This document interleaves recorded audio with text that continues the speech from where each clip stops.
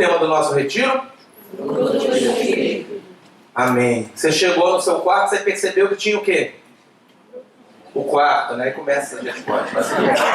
Você chegou lá e você viu que tinha... E tinha um... Olha o desejo do coração aí. Tinha lá um bis, tinha aqueles enfeitezinhos, enfim. E algumas pessoas estão perguntando, para que aquilo ali serve? Queridos, para vocês comerem. Você acha que eu, gordo, vou colocar para você alguma coisa, você tem que esperar até o fim do retiro para comer? Eu jamais faria com você o que eu não gostaria que fizessem comigo. Tá bom? Então, são boas-vindas para vocês aproveitarem, que é um símbolo que esse retiro a gente tem que falar da graça de Deus, do amor de Deus, dos frutos do Espírito, mas isso tem que ser prazeroso. A gente tem que se alegrar naquilo que Deus fez e que sempre vai fazer por nós. Amém? Amém. Já que o tema do retiro é esse, eu quero falar com você sobre o capítulo 5 lá da Epístola de Paulo aos Gálatas. E você que está com a sua Bíblia aí, seja impressa ou no celular, eu gosto sempre de usar impressa, né? Mas eu não enxergo mais, queridos. Eu vou ter que fazer um óculos novo. Já falei isso na igreja, porque antes eu não enxergava de longe. Agora com óculos eu não enxergo de perto, então eu tenho que tirar o óculos para enxergar de perto. Então, ou eu escolho, ou de longe ou de perto, e está difícil, mas a gente vai resolver isso, tá?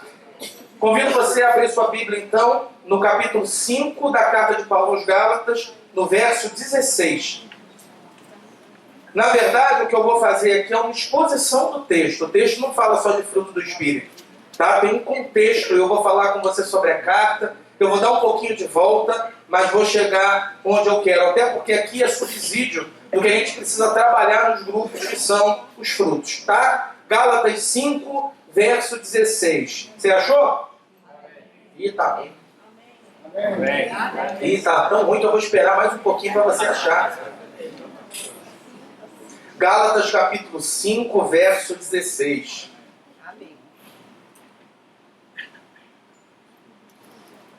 Você achou? Amém? O que diz a palavra do Senhor para nós? Está um pouquinho longo, mas eu quero ler com você. Digo, porém, uma nota. Nenhuma carta do Novo Testamento é escrita para não crente. Por isso que o texto de Apocalipse diz, eis que estou à porta e bato, e aquele que abrir, entrei, sarei, que cearei com ele. Isso não é texto para não crente, não é texto para evangelização. É texto para a igreja. Lá era uma igreja que tinha trancado Jesus do lado de fora e ele quer entrar. E a gente sempre tem que tomar cuidado com isso. Essa carta aqui é escrita para uma igreja que se desviou do evangelho e seguiu o caminho da lei. Ao invés de depender da graça de Deus, eles queriam fazer por onde para serem salvos. E o apóstolo Paulo escreve algo que para nós às vezes é assustador, a gente fica impressionado, mas é a graça e o amor de Deus que sempre caminham juntos. Verso 16 diz, digo, porém, andai no Espírito e jamais satisfareis a concupiscência da carne. Porque a carne milita contra o Espírito e o Espírito contra a carne, porque são opostos entre si, para que não façais o quê? O que porventura seja do vosso querer. Mas se sois guiados pelo Espírito, não estáis sob a lei. Ora, as obras da carne são conhecidas e são prostituição, impureza, lascívia, idolatria, feitiçarias, inimizades, porfias, ciúmes, iras, discórdias, dissensões, facções, invejas, bebedices, glutonarias e coisas semelhantes a estas, a respeito das quais eu vos declaro, como já outrora vos preveni, que não herdarão o reino de Deus os que tais coisas praticam. Mas o fruto do Espírito é amor, alegria, paz, longanimidade, benignidade, bondade, fidelidade, mansidão, domínio próprio. Contra essas coisas não há lei, e os que são de Cristo Jesus crucificaram a carne com as suas paixões e concupiscências. Se vivemos no Espírito, andemos também no Espírito. Não nos deixemos possuir de vanglória, provocando uns aos outros, tendo inveja uns dos outros. Convido você mais uma vez a abaixar sua cabeça, fechar os seus olhos, para nós orarmos. Senhor, a Tua palavra é tão maravilhosa, que ela coloca lado a lado os frutos abençoados que o Senhor pode nos dar e as obras malignas que nós podemos caminhar. Tudo isso, Senhor, vai depender de uma coisa: do quanto andamos na Tua presença. E o que nós queremos aqui durante esse tempo todo do retiro é andarmos contigo. E quando formos para as nossas casas, que continuemos andando da mesma forma.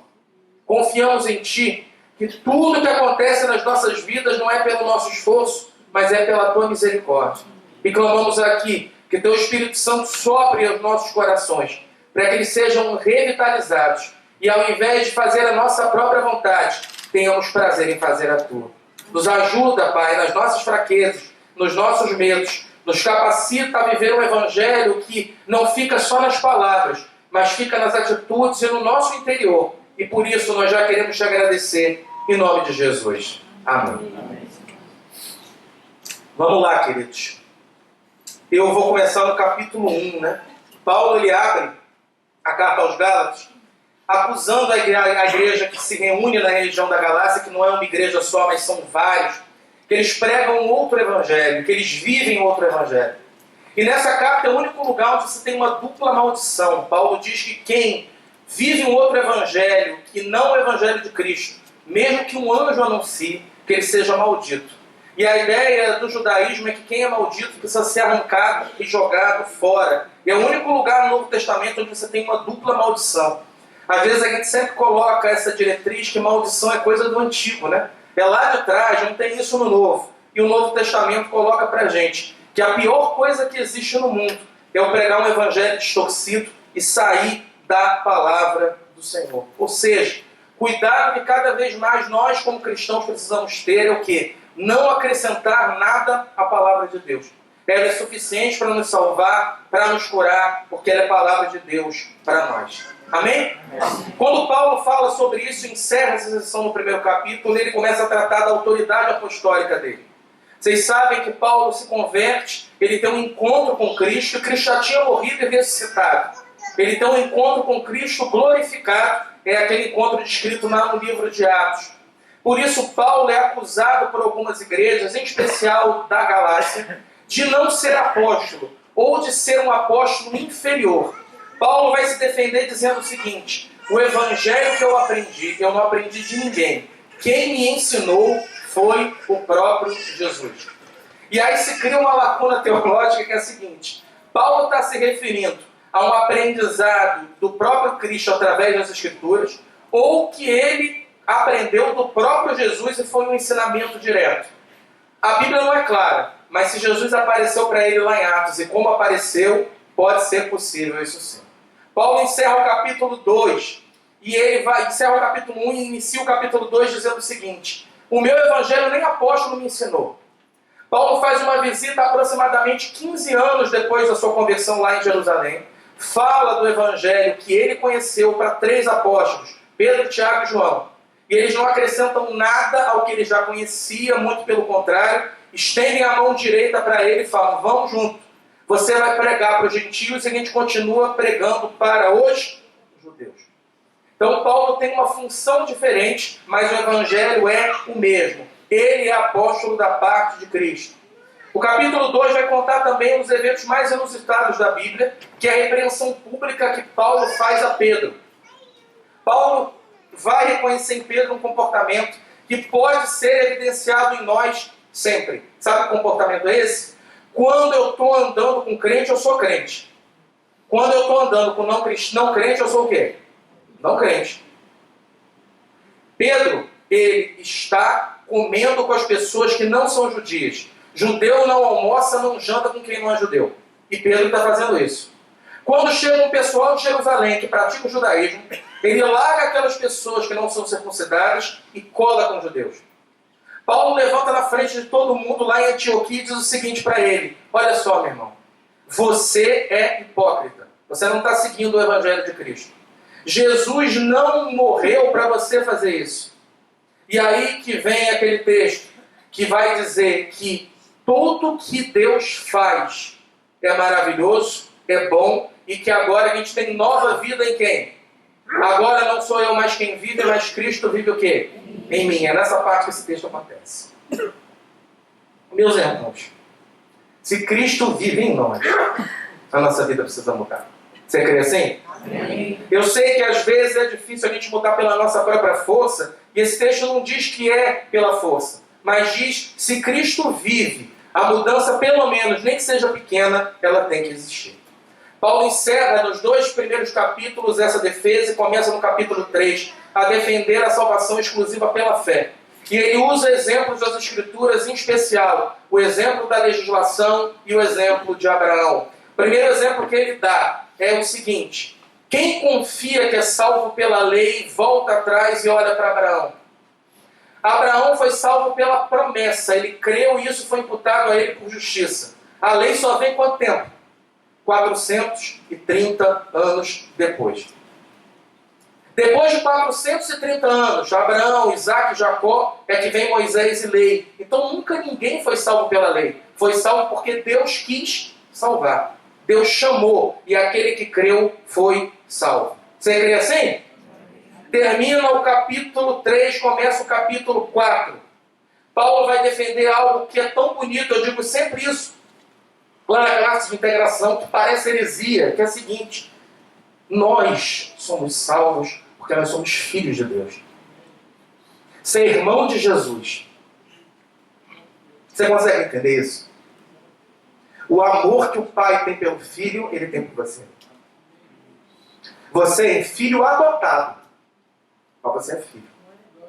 E mais ainda, as heranças que estão destinadas para Cristo também nos aguardam. Amém. Não parece heresia? Mas não é. É a palavra de Deus. Tudo aquilo que Deus fez pelo Filho, Ele fez por amor a cada um de nós. A palavra diz que tudo isso gera em nós o quê? Liberdade.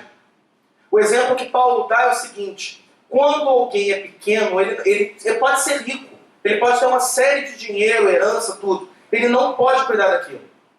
Ele tem um tutor que faz aquilo para ele. Mas quando ele é maior de idade, o tutor é jogado de lado. Aqui nessa carta, tutor é chamado de aio. Aio, no grego, é paidagogos ou pedagogo, que era um escravo responsável por conduzir uma criança para a escola. Se a criança não ia, essa criança apanhava, até ela fazer o que era necessário. E Paulo diz que a lei é o nosso pedagogo. A lei, ela existe não para nos salvar, mas para bater na gente, para a gente entender que o caminho não é aquele. A função da lei é te ensinar, não te salvar. Quem te salva é quem? Jesus de Nazaré. Paulo encerra o capítulo 4, começa o capítulo 5. Eu brinco sempre dizendo aqui que é o drama do pagodeiro. O que eu vou fazer com essa tal liberdade? A ideia é a seguinte: a nossa liberdade precisa ter limite. Eu não sou livre para fazer o que eu quero. E aí entra um problema que é o seguinte: então não é liberdade.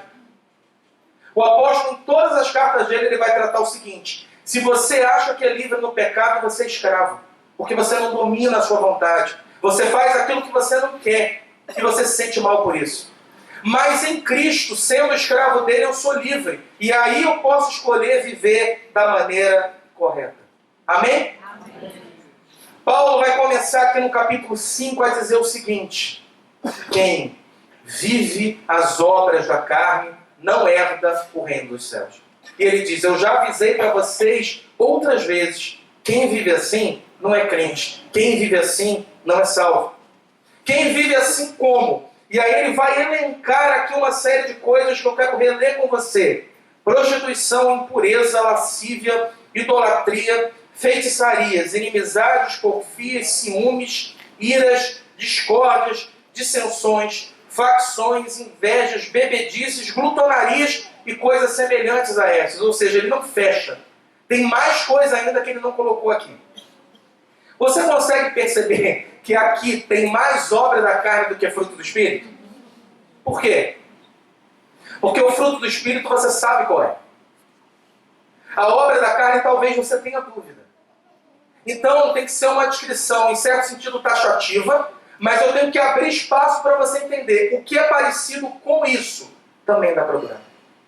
Repara no que eu vou mostrar para você, que dentre as obras da carne, Paulo inicia com um trio que é referente à sexualidade, um comportamento sexual que é inadequado.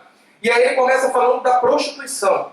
Prostituição aqui, no termo grego, é imoralidade sexual, relações sexuais ilícitas, tudo aquilo que uma pessoa faz, seja dentro ou fora do casamento, que não condiz com a palavra de Deus. Ele fala da prostituição e depois ele vai para a impureza. A prostituição é aquilo que eu faço com o meu corpo. A impureza é aquilo que eu faço com o quê? Com os meus lábios. É o que eu falo que é distorcido. É aquilo que nos meus atos, nas minhas palavras, nos meus pensamentos, nas minhas intenções são impuras. Tem um amigo meu que ele sempre diz o seguinte: caramba, isso daí não é normal, isso é imundo. E eu, quando vejo esse texto, eu sempre lembro dessa frase que ele diz. É tudo aquilo que de alguma forma é pervertido nessa área e é impuro, é inadequado. Depois vem a lascívia. A lascívia, meus irmãos, é a ausência de domínio próprio, de autocontrole com relação à sexualidade. É aquilo que destoa, é aquilo que sai do normal, é aquilo que você não domina.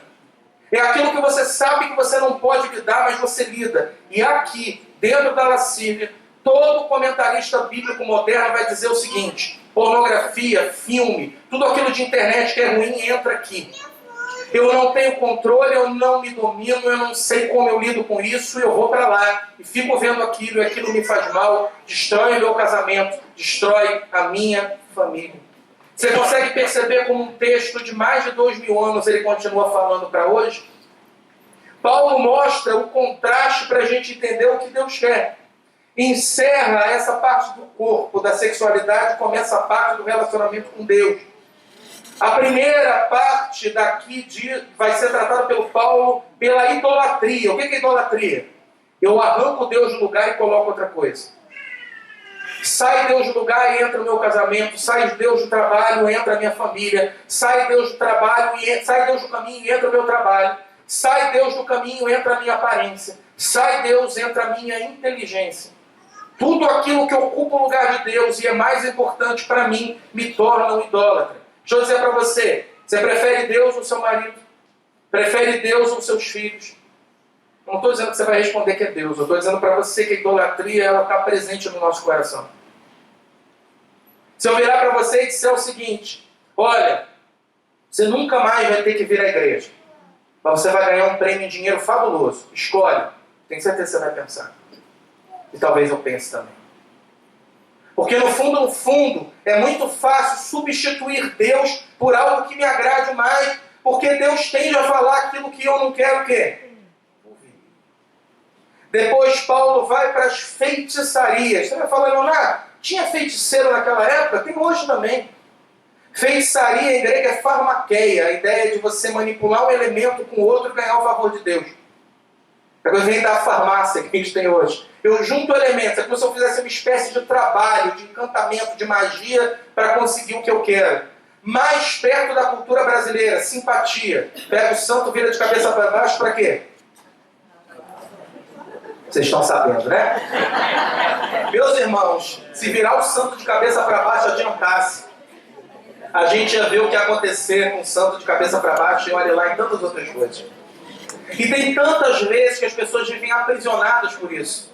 Depois, se você tiver oportunidade, tenta conhecer essa história. Todo mundo aqui lembra do Guilherme Arantes, que tem pelo menos 40 anos, vai lembrar. Lembra dele? Fez muito sucesso na década de 80. Eu não sei com que religião ele se colocou, onde ele se meteu. Viraram para ele e disseram: tal dia você vai morrer. O cara se trancou dentro de casa. Ficou esperando a hora da morte. Chegou no dia previsto para ele morrer, sabe o que aconteceu? Ele não morreu. E aí ele tentou correr atrás da carreira dele, mas não conseguiu mais. Hoje ele é um músico que não faz nem um terço do sucesso que ele chegou a fazer, simplesmente porque ele acreditou que alguém que podia manipular Deus tinha as respostas certas para ele. Deixa eu dizer para você, o dia em que nós vamos morrer é determinado por Deus. Você crê assim? Amém. Não adianta querer acrescentar um dia à sua vida, o que Jesus diz lá no Sermão do Monte. Queridos, depois, Paulo vai para os relacionamentos entre as pessoas. Repara que o relacionamento entre as pessoas é o maior. É onde mais dá problema, é onde ele gastou mais tempo para falar. Primeiro deles é o quê? Inimizades. Sabe o que é isso? Briga, contenda, discussão, briga. Isso acontece com você? Tem lá em casa? Não tem isso não. No meu trabalho não tem isso não. Você vai reparar a inteligência dele quando escreve através do Espírito, como ele vai progredir com isso. Depois vem o quê? Porfia. Sabe o que é porfia? Discórdia. Eu não concordo com você. Eu não acho que o que você faz é certo. Eu não acho que o que você faz é bom. Repara que eu estou subindo o tom da voz intencionalmente. Depois vem o ciúme. Eu tenho raiva porque eu não concordo com você, eu briguei com você e você está sendo bem sucedido. Você está indo bem, você está crescendo, você está tendo sucesso e eu não estou tendo. E eu começo a olhar para você no intuito de querer destruir o que você tem porque eu quero para mim. E eu vou ficando com raiva e o apóstolo cita a próxima obra da carne, que é a ira. A ira é a explosão de raiva. Desenho retrata muito bem isso. A gente às vezes não consegue perceber, mas o desenho, às vezes, desenho animado é instrumento de Deus para mostrar isso. Os desenhos antigos mostram o quê? Tímpano estourando, olhos saltando, a pessoa completamente vermelha, suando. E às vezes a gente fica assim, mas a gente precisa fazer o quê? Disfarçar. Mas a palavra de Deus diz que quando você explode de raiva, você está irado, aquilo não vem da parte de Deus. E como eu já tenho inimizade, eu tenho discórdia, eu tenho ciúme, eu estou irado, começa o quê? Literalmente, discórdia e dissensão. Sabe o que é isso? Discórdia. Esse lado aqui é meu, esse lado aqui é seu. E você não pode falar com ninguém daqui. Ninguém, só ali. Se você falar com alguém daqui, você é meu inimigo. Aqui essas pessoas me pertencem. Para de dar em cima dos meus amigos. Para de falar com eles. Para de roubar minhas amizades. Para de enganar os outros querendo mostrar que você é santo, porque eu sei que você não é. Depois vem o quê? Dissensões. Esse lado se separa para um lado, vai para esse lado aqui vai para o outro, e todo mundo é inimigo. Não quero colocar caraminhola na sua cabeça. Você já participou alguma vez ou conhece alguma história de igreja que brigou e rachou? Sabe o que acontece? Isso. Fica uma dissensão. Um grupo de um lado, do outro. Os dois brigam, não se entendem e viram perfeitos inimigos. E daí, Paulo fecha falando de facções. Você repara, quando a gente fala de facção hoje, o que a gente lembra? De quê? Pode ouvir aí, pode falar. Bandido. Por quê? Porque a facção ela tem que exterminar a outra. A outra não pode ficar viva. O outro tem que sumir. Repara que desde o 2º século e desde muito antes a história é a mesma. Eu tenho partido, eu tenho grupinho. O meu grupo é melhor do que o seu. Eu tenho que fazer de tudo para que aquelas pessoas saiam daquele grupo, venham para o meu, para que aquele grupo seja o quê? Extinto. Mais uma, inveja, e essa é a última. É a única que o apóstolo cita 2 vezes na lista. Ele cita aqui e depois ele cita no final. Tem alguma coisa errada, não tem? Se ela é citada 2 vezes, é porque ela existe. Eu não estou dizendo que inveja tenha poder sobre a sua vida. Mas ele falou um monte. Dessa, ele fala 2. O sentido de inveja é olhar contra, de má vontade. Eu tenho desagrado. É aquilo que brota no meu coração de ruim quando eu vejo o que o outro tem. Eu tenho inveja do que você tem, porque o que você tem é melhor do que o meu. E aí a gente tem que sempre pensar nisso. O ciúme, em certo sentido, eu quero do quê? Do outro. Eu quero aquilo para mim. A inveja, eu quero que aquilo seja destruído. Se não vai ficar para você, para mim, também não vai ficar o quê? Para você. Inimizades, porfias, ciúmes, iras, discórdias, dissensões, facções e invejas. Um conjunto de coisas que se soma. Por último, o apóstolo vai falar de quê? De bebedices. Embriaguez. A Bíblia não fala em momento algum que bebida alcoólica é pecado. Diz que o uso indiscriminado dela, o uso fora de propósito, o é. E por isso ela recomenda, se você não tem domínio nenhum, o quê? Não beba. Tá? E aí, por último, vai falar da glutonaria. Você vai falar, os gordos agora sofrem. Vamos orar por eles. Tá certo que aqui o sentido não é esse. O sentido é de orgia.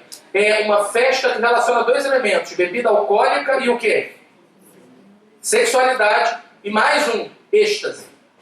É como se fosse assim, uma festa, e aqui está se referindo literalmente ao que se chamava de bacanal. É a festa para o deus Baco. As pessoas iam pelas... que deu um pouco origem ao nosso carnaval. As pessoas... Nosso não, né? As pessoas iam para as ruas E elas iam bebendo em estado de êxtase, gritando, caindo pelo chão, se levantando, arrastando umas às outras, e elas passavam pelas casas para que mais e mais pessoas se juntassem aos blocos e continuassem aquela marcha. Esse é o nome de glutonaria. Aí você vai falar assim, não, agora, já que glutonaria não é isso, eu posso comer à vontade. Não. Ah, gostaria, mas não pode.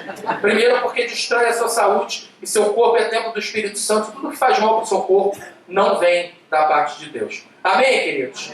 O apóstolo fala, e coisas semelhantes a estas, os quais outrora eu já vos preveni, que não herdarão o quê? O reino dos céus. Você vai falar, Leonardo, mas todo mundo está fazendo? Mas você é crente. Você não é crente? Tá ruim demais. Você não é crente? Amém? Qual é a diferença do crente? O crente faz e se arrepende, o não crente faz e quer fazer mais. Você não consegue, já não ouviu isso diversas vezes falando de Judas e comparando com Pedro, dizendo que Judas tem o quê? Remorso. E Pedro tem arrependimento. Eu não concordo com essa discussão, não. Mas a ideia é, o arrependimento faz com que eu volte. E o remorso ele vai cada vez mais me distanciar. Qual o caminho que eu tenho para viver longe disso tudo, das obras da carne, e cultivar os frutos do Espírito? Santificação. Colocar o meu joelho no chão e falar assim, Senhor, me ajuda a abandonar as obras da carne e viver para Ti, porque eu não tenho condições. Toda a carta vai mostrar o seguinte, eu só largo a obra da carne se o Espírito Santo me ajudar. Se o Espírito Santo habita em mim, ele me impulsiona para viver de acordo com esse Espírito. Se eu não sou assim, eu não herdo o reino de Deus. Não é porque eu não peco, é porque eu não confio em Deus, eu não quero depender dEle, eu não quero viver na presença dEle. E chega um determinado ponto aqui, no verso 22 em diante, ele vai falar sobre os frutos, e ele diz, os que verdadeiramente são de Cristo, eles se manifestam de outra forma. Que forma é essa? Com esses frutos. O fruto primeiro deles é qual? Amor, tá? Escola ali, tá? Amor. Não é o amor entre um homem e uma mulher, não é o amor entre amizades, não, é um amor chamado de amor agape. É o amor o quê? Desinteressado. Por isso algumas versões bíblicas traduzem, a Bíblia Católica traduz assim, por caridade. Eu fazer o bem para o outro sem esperar o quê? Pagamento. É eu ajudar e amar um desconhecido. Eu fazer o máximo pelo outro sabendo que ele não tem como me pagar. Consegue perceber que o amor que Cristo quer de nós é outro? Depois do amor vem outro, que é o quê? Alegria. Alegria vinda da onde? Do alto e não das circunstâncias. É o que a gente pode chamar de felicidade.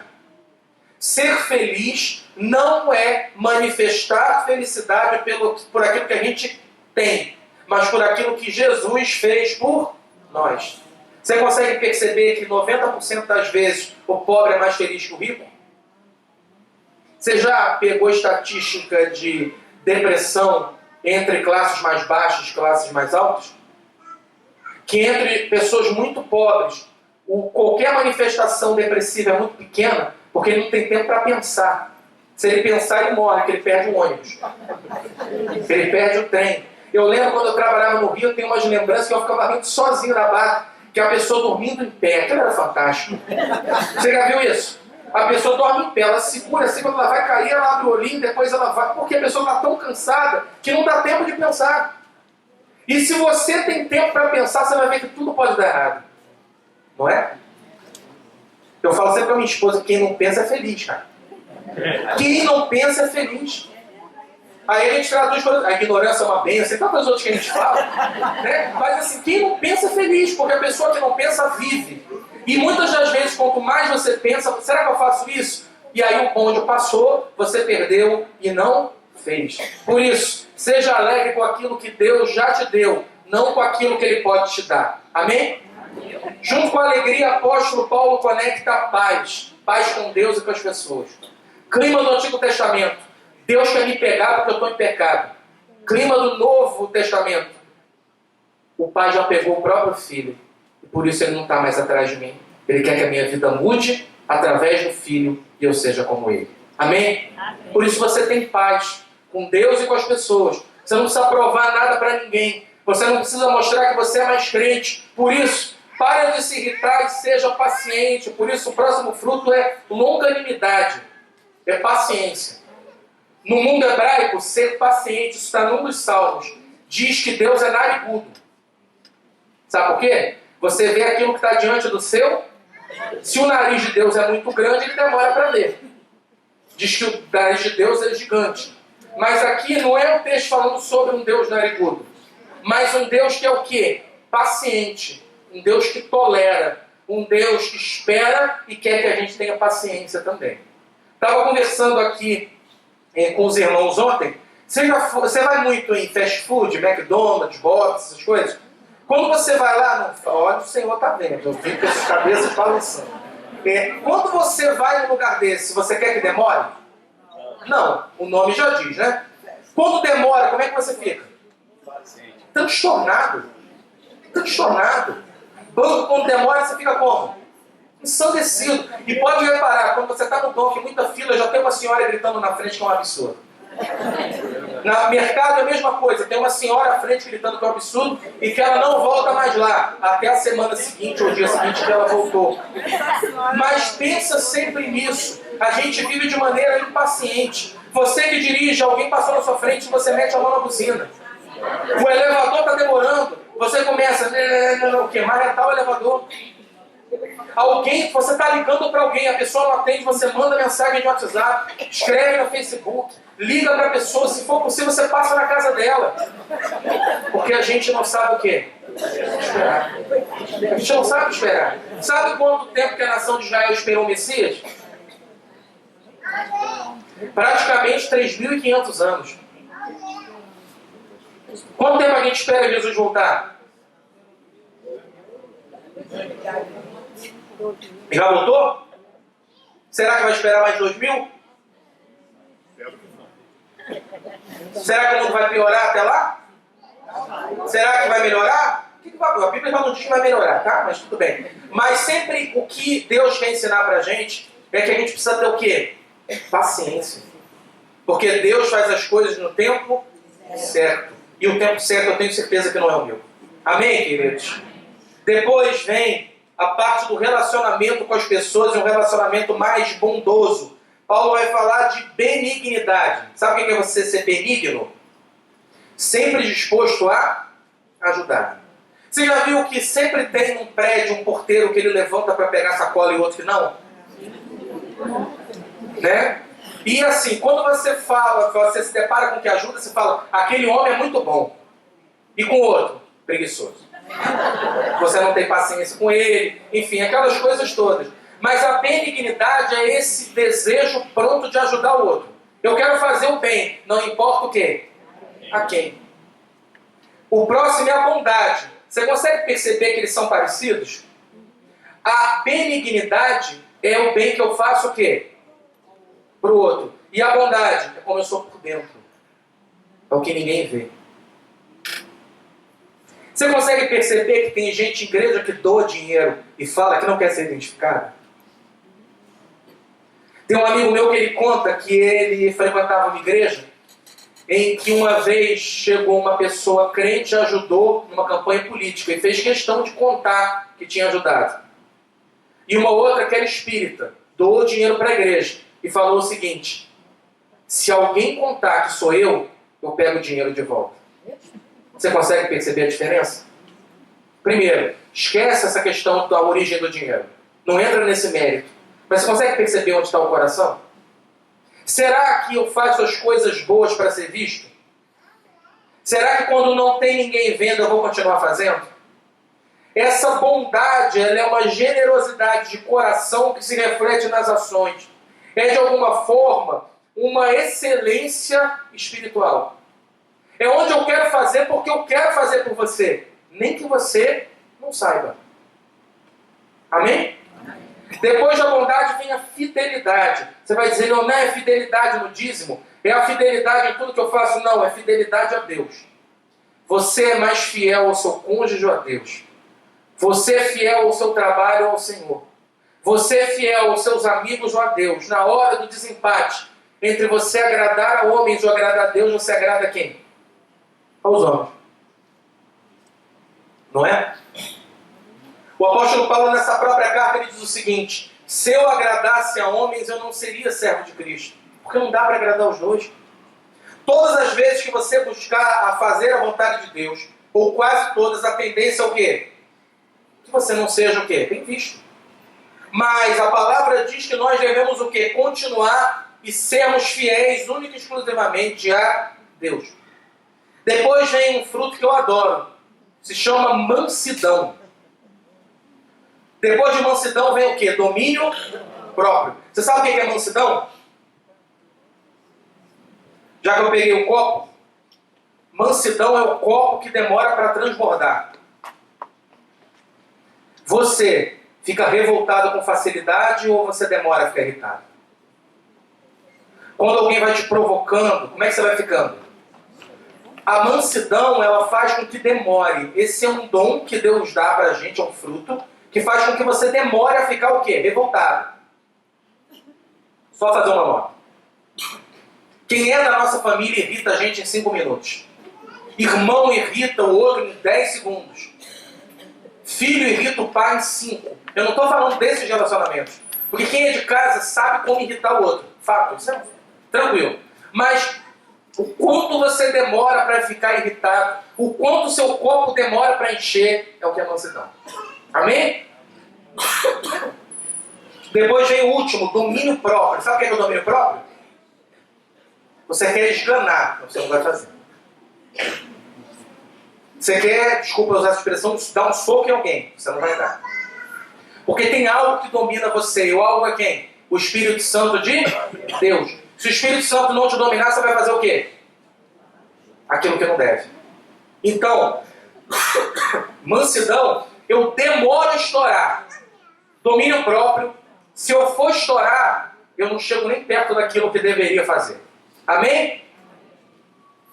Meus irmãos, quem possui o Espírito Santo de Deus vive dessa forma.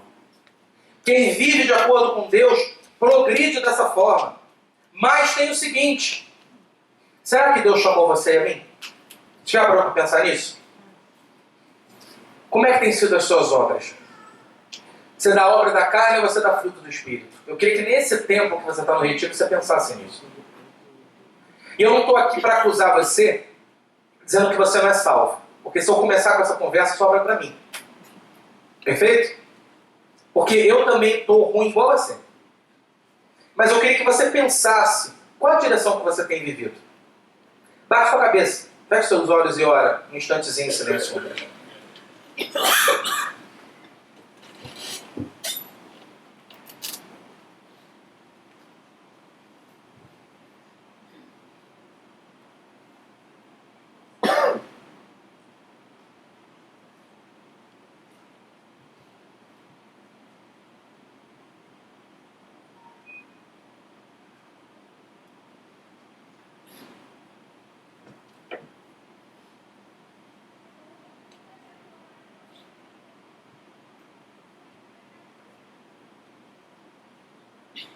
Fica de olho fechado ainda, eu quero ler o texto com você.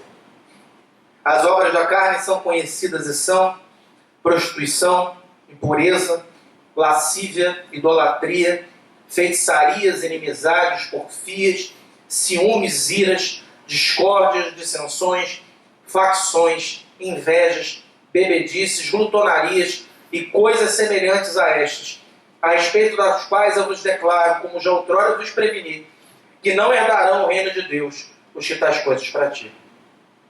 Mas o fruto do Espírito é amor, alegria, paz, longanimidade, benignidade, bondade, fidelidade, mansidão e domínio próprio. Contra essas coisas não há lei. Amém? Queria que você olhasse aqui para mim para eu te dizer o seguinte. Você já reparou que muita gente fala de frutos do Espírito? Você consegue perceber que ali está no singular e na sua Bíblia sempre vai aparecer no singular? É o fruto do Espírito. É um fruto só. Sabe por quê? Porque não dá para separar amor de alegria, nem de paz, nem de paciência, nem de benignidade, nem de bondade, nem de fidelidade, nem de mansidão e nem de domínio próprio. Uma coisa não anda sem a outra. Você vai chegar para mim e falar: Leonardo, eu tenho muita paciência, mas não tenho domínio próprio. Não tá. Ah, Leonardo, eu tenho paz, mas me falta alegria. Você consegue perceber como é contraditório? Se você quer viver assim, deixa eu dizer para você, por mais que você se esforce, não é de você que depende. Depende de Deus. Para de lutar em vão. Para de correr atrás de uma forma que nunca vai melhorar.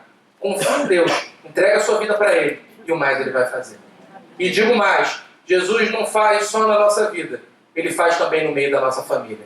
Você crê assim? Vamos orar, bate sua cabeça mais uma vez, feche seus olhos, vamos clamar ao Senhor. Pai, estamos aqui como igreja reunida.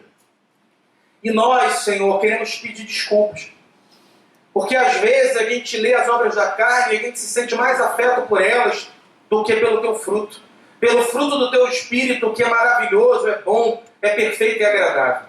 Por isso, Senhor, nessa manhã, leva para longe prostituição, impureza, lascívia, idolatria, feitiçaria, inimizade, porfia, ciúme, ira, discórdia, dissensão, facção, inveja, bebedice, glutonaria e qualquer outra coisa que não venha de ti.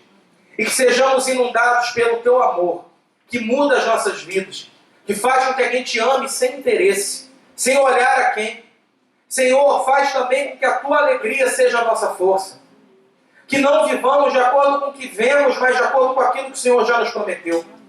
Que a tua paz, Senhor, não permita que a gente viva ansioso, entristecido, lamentoso, mas que a paz que excede a todo entendimento inunde os nossos corações nessa manhã. Traz paciência, Senhor, para nós. Traz paciência para dentro de casa. Traz paciência no falar, no viver, Senhor. Traz bondade para a gente, desejo de servir, desejo de ajudar. Mas que essa bondade se manifeste externamente com atitudes, mas principalmente nos nossos pensamentos, no nosso falar e no nosso coração. Por último, renova, Senhor, a nossa fidelidade, que sejamos fiéis a Ti, que sejamos mansos e que tenhamos domínio próprio. Que não vivamos por aí como pessoas descontroladas, que falam tudo o que pensam, que fazem tudo o que querem, porque o Senhor deu uma regra para nós. Quem vive através de Cristo e tem o amor de Jesus, ama as pessoas e vive de maneira diferente. E é isso que nós clamamos a Ti nesse lugar. Fala conosco, transforma os nossos corações, faz com que a nossa vida seja transformada. Em nome de Jesus. Amém. Amém, queridos.